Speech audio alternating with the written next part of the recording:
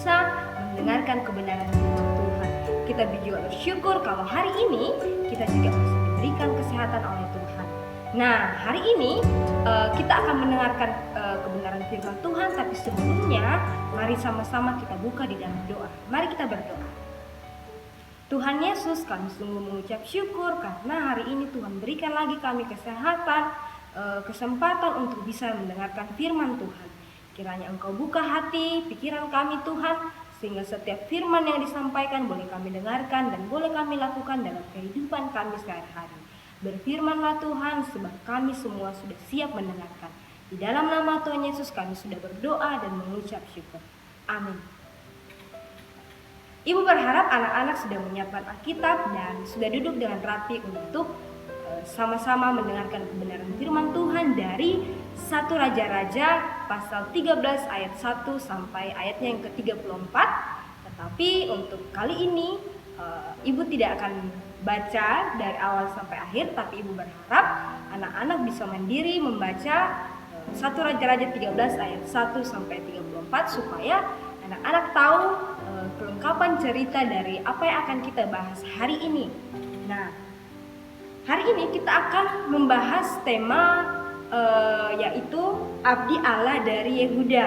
Kita akan melihat bagaimana pergumulan hidup dan bagaimana kendala yang dihadapi oleh Abdi Allah dari Yehuda saat dia diperintahkan Tuhan ke Betel untuk memperingatkan Yerobeam. Nah, secara singkat Ibu akan ceritakan ya apa yang terjadi pada Abdi Allah. Nah, mungkin anak-anak bertanya, Abdi Allah itu siapa ya Bu? Apakah dituliskan namanya di Alkitab atau tidak? Untuk pembacaan kita tidak disebutkan siapa nama Abdi Allah tersebut, tetapi hanya disebutkan Abdi Allah. Nah, Ibu tambahkan Abdi Allah itu adalah orang yang memang sudah ditunjuk sendiri oleh Tuhan untuk menjadi juru bicaranya. Jadi perannya itu sama dengan nabi, menyampaikan kebenaran firman Tuhan atau menyampaikan nasihat atau teguran tertentu kepada orang yang sudah ditentukan oleh Tuhan. Nah, abdi itu kalau dilihat di dalam kamus itu artinya hamba atau pelayan. Jadi semoga anak-anak bisa paham ya, abdi Allah itu adalah orang-orang yang memang punya tugas khusus dari Tuhan untuk melayani Tuhan dan menyampaikan kebenaran firman Tuhan. Nah, abdi Allah dari Yehuda ini punya tugas, yaitu melakukan apa yang diperintahkan oleh Tuhan. Dalam hal ini abdi Allah diperintahkan Tuhan untuk menyampaikan teguran Tuhan kepada Yerobeam. Nah, hari sebelumnya anak-anak sudah mendengarkan devosi mengenai Yerobeam. Ibu harap kalian masih mengingat ya hal-hal apa yang membuat Tuhan akhirnya murka kepada Yerobeam. Nah, secara singkat Ibu jelaskan ya pada konteks pembacaan kita pada dari ayat 1 sampai dengan ayat 34. Di situ dituliskan bahwa Tuhan marah kepada Raja Yerobeam karena Yerobeam ini membuat 2 patung lembu ya, jantan dari emas yang akhirnya membuat rakyat itu menjadi menyembah kedua patung tersebut.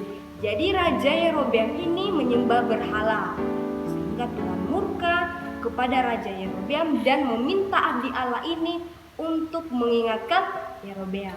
Jadi itu perintah atau tugas yang Tuhan berikan kepada abdi Allah, menegur atau mengingatkan kesalahan Yerobeam. Nah, pada bulan yang telah direncanakan Yerobeam, ia menentukan suatu hari, ini hari raya ya, bagi orang Israel untuk mempersembahkan korban kepada patung lembu yang telah dibuatnya. Jadi Yerobeam itu kan membuat patung. Nah, patung itu disembah dan bahkan dibuatkan mezbah untuk mempersembahkan korban. Jadi tidak kepada Tuhan, tetapi kepada lembu, patung lembu yang sudah dibuat. Artinya mereka sudah menyembah berhala. Kita tahu bahwa Tuhan sangat benci terhadap penyembahan berhala, sama seperti yang dilakukan oleh Yerobeam. Nah, abdi Allah ini kemudian mengingatkan Yerobeam bahwa Tuhan akan menghancurkan mezbah yang berhala yang telah dibangun oleh Yerobeam melalui Yosia. Nah, tetapi ketika diingatkan, apa responnya Yerobeam? Nah, respon Yerobeam adalah dia mengulurkan tangannya dan berteriak, "Tangkap dia!" Siapa yang maksudnya ditangkap? Yang ditangkap adalah abdi Allah itu. Tetapi saat dia mengulurkan tangannya menjadi kaku. Kalau di Alkitab dituliskan di situ menjadi kejang, ya. Itu artinya kaku, sehingga dia tidak dapat menariknya kembali, ya. Akhirnya mezbah itu menjadi pecah dan hancur, ya. Abu-abunya tercurah sesuai dengan apa yang sudah disampaikan oleh abdi Allah ini. Nah, kemudian Yerobeam meminta abdi Allah untuk mendoakan dia supaya Tuhan mengembalikan tangannya seperti semula. Nah, setelah abdi Allah ini berdoa, akhirnya tangan Yerobeam kembali seperti semula.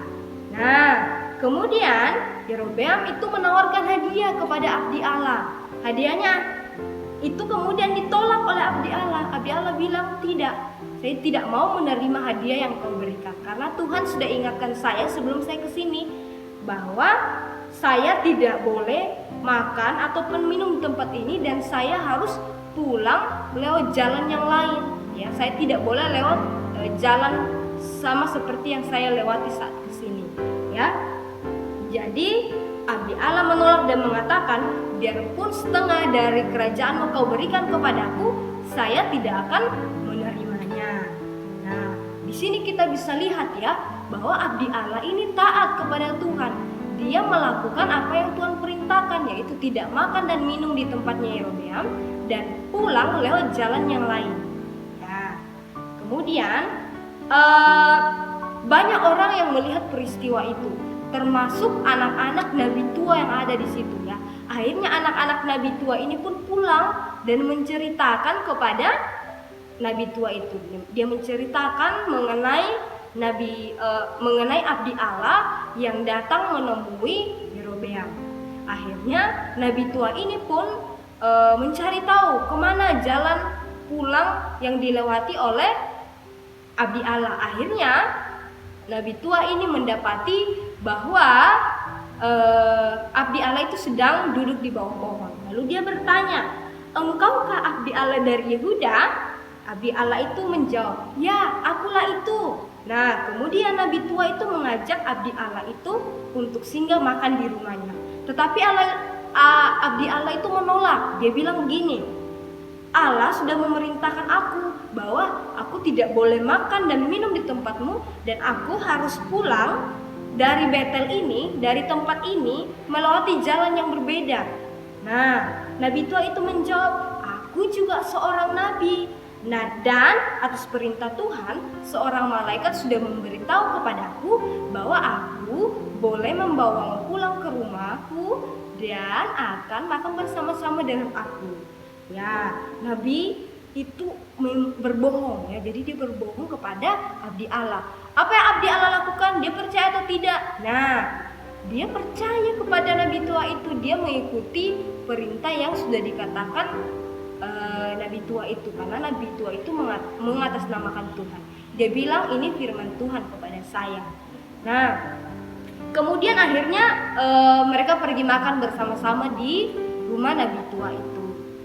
Dan akhirnya pada saat mereka sedang makan, Tuhan berfirman, ya, mengingatkan kembali perintah yang sebenarnya sudah disampaikan kepada abdi Allah, bahwa dia tidak boleh makan dan minum di tempat itu. Ya, akhirnya Tuhan juga mengingatkan konsekuensinya akan didapatkan oleh oleh abdi Allah itu, ya. Konsekuensinya adalah, kamu bisa lihat, ya, ketika dia pulang di tengah jalan ia diserang seekor singa dan akhirnya mati diterkam oleh singa tersebut. Ya, di sini banyak hal yang kita pelajari dari abdi Allah ini, ya.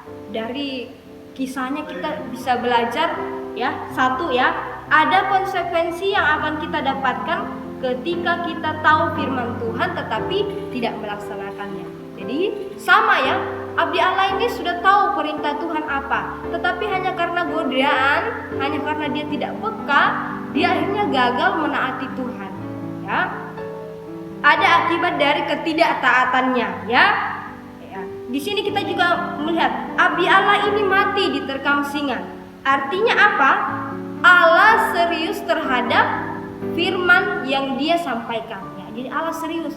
Ya, saking seriusnya, abdi Allah ini harus membayar dengan nyawanya. Ya, karena dia tidak taat, dia gagal. Nah, jadi selalu ada akibat atau konsekuensi ketika kita melanggar firman Tuhan.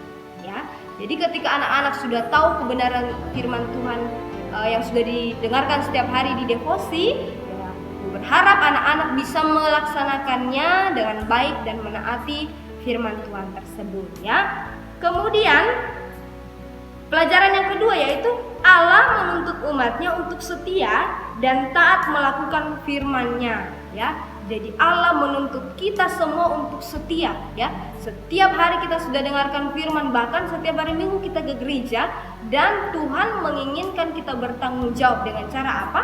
Kita melakukan setiap firman yang sudah Dia sampaikan.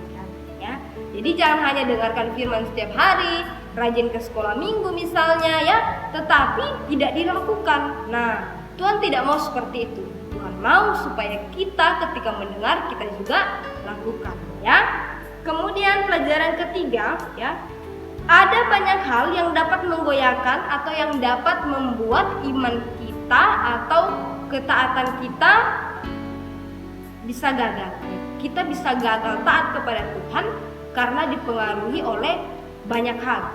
Bisa dari dalam diri kita sendiri, misalnya kemalasan, keegoisan, ya, kesombongan. Kemudian bisa juga dari luar, misalnya orang lain. Jadi kita bisa dipengaruhi orang lain sehingga kita tidak taat kepada Tuhan. Jadi hati-hati, ya. Kalau kamu sudah tahu yang benar, kamu minta hikmat dari Tuhan supaya Tuhan terus kuatkan kamu untuk bisa melakukan kebenaran firman-Nya.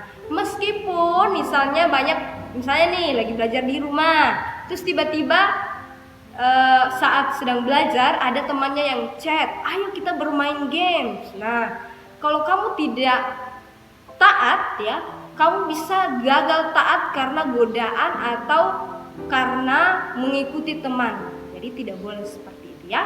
Kemudian kita juga diingatkan agar kita tidak seperti Nabi tua itu. Nabi tua itu sudah membuat abdi Allah ini gagal taat kepada Tuhan. Ya, dia sudah menggoyahkan ketaatannya abdi Allah ini. Ya, jadi kita tidak boleh seperti itu. Kita tidak boleh menjadi batu sandungan. Apa artinya batu sandungan? Batu sandungan itu artinya membuat orang menjadi menjadi penghalang atau yang menggagalkan, ya, atau yang menghambat. Jadi jangan menjadi seperti Nabi tua yang sudah menggagalkan ketaatan abdi Allah kepada Tuhan, ya. Jadi kita harus menjadi berkat. Kalau perlu kita mengingatkan teman kita untuk senantiasa taat kepada Tuhan, bukan justru mempengaruhi teman kita untuk tidak taat, ya. Jadi kadang-kadang begitu, ya, temannya sudah mau taat ini, tetapi ada teman yang mempengaruhi sehingga akhirnya gagal taat. Sama seperti abdi Allah ini, ya. Awalnya dia sudah berhasil, tetapi setelah itu kemudian dia gagal hanya karena dipengaruhi oleh orang lain. Demikian firman Tuhan hari ini. Kiranya anak-anak bisa belajar banyak hal dari sini, dan Tuhan terus menolong anak-anak di rumah untuk senantiasa taat kepada Tuhan. Jangan lupa selalu minta hikmat dari Tuhan agar anak-anak senantiasa diberikan hikmat untuk bisa menaati firman Tuhan. Mari sama-sama kita tutup di dalam doa. Kita berdoa. Tuhan Yesus, kami bersyukur hari ini Tuhan ingatkan kami bahwa kami harus selalu taat kepada Tuhan dan tidak boleh digoyahkan oleh apapun dari luar maupun dari dalam diri kami. Tuhan berikan kami hikmat untuk kami bisa membedakan mana perintah Tuhan, mana yang bukan, sehingga kami bisa juga menjadi anak-anak yang taat kepada Tuhan. Di dalam nama Tuhan Yesus kami sudah berdoa dan mengucap syukur. Amin. Demikian devosi kita hari ini. Tuhan Yesus memberkati.